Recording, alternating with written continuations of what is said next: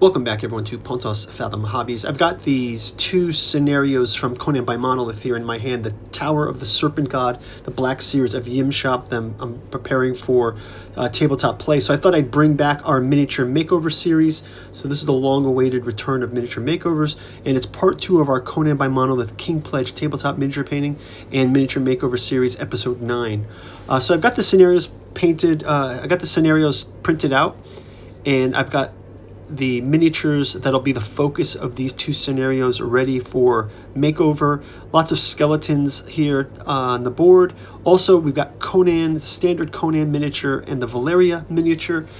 We've got a number of the other characters that'll be involved, including this Conan the Warlord variant miniature that came in the Kingpledge. Olgard is here.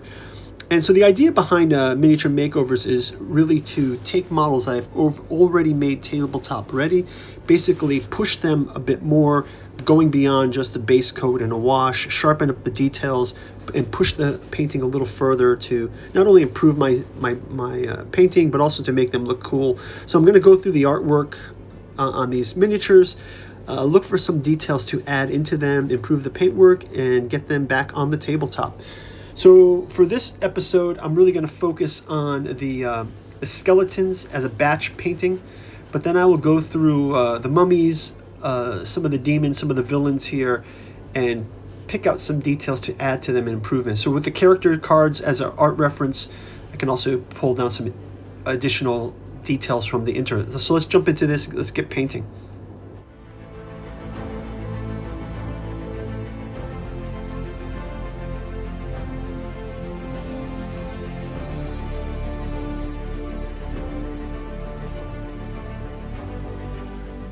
Okay, so starting with this skeleton army, I'm going to get these, I'm going to do a little bit of extra spray on these, quick dusting of a Zenithal Prime, white on everything, just to get the surfaces touched up that I might have missed the first paint through. This will clean them up a little bit before I repaint them and then rebase them.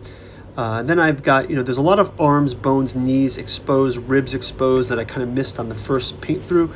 So I'm going to touch these up with a flat white, and then we'll go into going back over things like their rusted metal helms and shields and swords, which I'll use a kind of copper effect, same that I did last time. So jumping into these.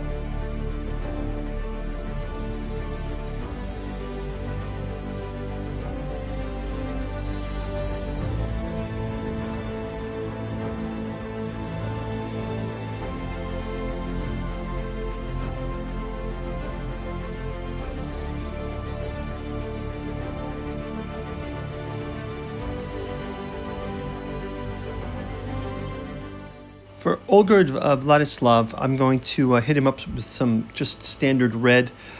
He's got like a quilted armor. He's got some kilts. He's got kinds of gear all over the place. So we'll start building him up from the basically just a initial coat that's on him right now.